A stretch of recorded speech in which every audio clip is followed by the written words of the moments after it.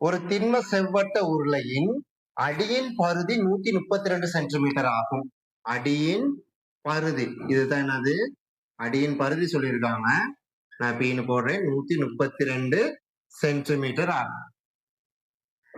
அதன் வலை மேற்பரப்பளவு இங்க இருக்க ஏ எவ்வளவு, வலை மேற்பரப்பளவு எவ்வளவு சொல்லியிருக்காங்க? 2640 சென்டிமீட்டர் வரும். எனில் உருளையின் உயரத்தை காண்க. உருளையின் உயரத்தை காண்க. எவ்வளவு லேசான கேள்வின்னு பாருங்க. வலைபரப்பு இருக்கு, பருதி கொடுத்திருக்காங்க. இப்ப வலைபரப்பு பருதி இதெல்லாம் யோசிக்கக்குள்ள உங்களுக்கு என்ன தோணும்? ஆரைய கண்டுபிடிக்கணும். ஆரைய கண்டுபிடிச்சு இதுல கொண்டாந்து பிரதிக்கிட்டோம்னா லேசா முடிஞ்சிடும் அப்படின்னு தானே நீங்க எல்லாம் யோசிக்கிறீங்க. அதுதான் இல்ல, அதை விடவும் லேசான ஒரு மெத்தடை நான் சொல்லிடுறேன். எப்படின்னு பாருங்க. சரியா? வலைபரப்பு சமன்பாடு என்ன? உருளையின் வலைபரப்பு என்னத்தை குறிக்கும்? 2πRh குறிக்கும். உருளையின் வலைபரப்பு என்ன? 2πRh. உங்களுக்கு நல்லா தெரியும். வட்டத்தின் பருதியின் சமன்பாடு என்ன? 2πr. வழங்குதா? இந்த 2πr என்ன சொல்லிருக்காங்க? 132 சென்டிமீட்டர் சொல்லிருக்காங்க. வழங்குதா?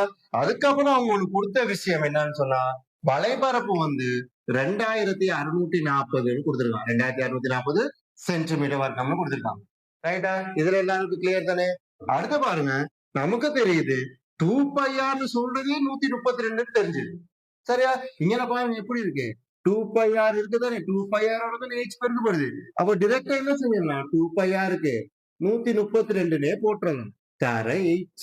ஆகவே h சமன் 2640 கீழ் 132. ஆகவே h சமன் இதை நீங்க 2ஆல பிரிச்சீங்கன்னு சொன்னா 6 6 12 மிச்சமாகன 1 66 வரும். இதை நீங்க 2ஆல பிரிச்சீங்கன்னு சொன்னா 1 இங்க 3 2 0. சரியா? நீங்க 66,034 பிரிச்சீங்கன்னு சொன்னா என்ன எத்தனை வரப்போகுது? 20 சென்டிமீட்டர்னு வரப்போகுது. வழங்குதா? நீங்க என்ன பிரிச்சு பாருங்க. 11ஆல பிரிச்சாலே லேசா வரும். 11ஆல பிரிச்சா இங்க 6 முறை, இதை 11ஆல பிரிச்சா ஒரு 11 மிச்சம் 1 ஆன 2 வரப்போகுது. எவ்வளோ? 120 வரப்போகுது. இது 6ஆல பிரிச்சா எவ்வளோ?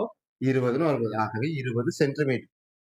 ரைட்டா? லேசா பிரிக்கிறது கொஞ்சம் நேரம் வச்சுக்கணும். பாத்தீங்கன்னா இங்க பிரிக்கிறதுல விஷயம். சரியா? எல்லாரும் என்ன செஞ்சிருப்பாங்க?